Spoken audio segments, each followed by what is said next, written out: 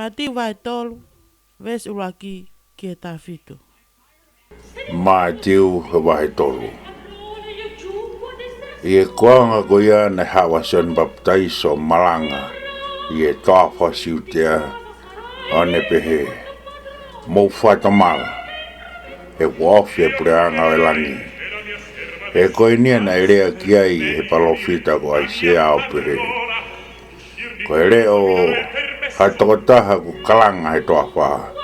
Mo teu e haere anga si hoa. Wha tonu hono ngā hala. Peka kofo sione ko ia na ngāwi me fulufulu i kāmeri. Pe whama ureta i hono ko ngaloto. Pe koe ne mea kai ko he e mo e honi o e wao. Pe nei tok alwa tu ke te ia Jerusalema mo siutea kotoa. Pe koe feitu kotoa soatani. Pe nau baptaiso ia te ia he waitafe ko soatani. He wete nau ngāhi ang hala. Pe hene wakai ke tokolahi e kau whare si mo sā tosio nau hau ki a baptaiso. Nane pe he ka tiki nau tau. Ai hako i ngata whekai ko hai ne whare i ki mōtou ke hola me hou hau o tōnu kumai.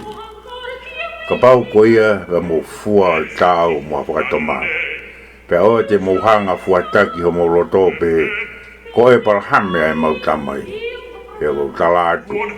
O mawhai o tua ke whokotuu. Me ngahi makani ha whanau ka e parahame. Pe lolo tonga tōni e toki he te whito e ngahi a kau.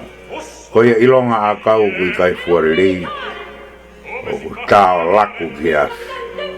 Kua o ko baptaiso wai ki motolu ki e whatomala. Ka koia mui mai aku ne malo hi e te au. Ko e tōtahai aku i kai tene tāu ke takitaki. I kai te utau ke takitaki hana topu wae. O e baptaiso ki motolu e ia. E lau maari e maanio ni mai afi. Ko e tōtahai aku i hono ni maai. Ka tene tapiri ki osha e ni au anga.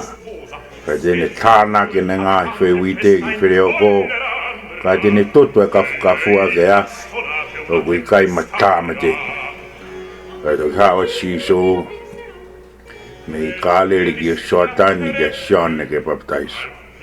Ka teke ia sione o ne pehe.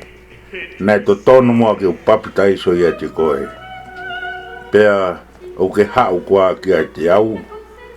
E tāre si sone pehe ke te ia. Tuange pehe tai mini, he tāu pehe.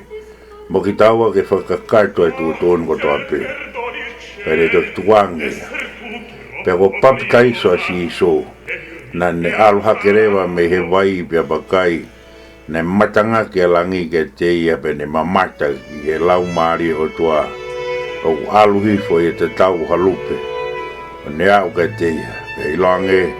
Na ia here o me langi nai pehe mai. O ku alo pere na, ai a kou hoi fuai.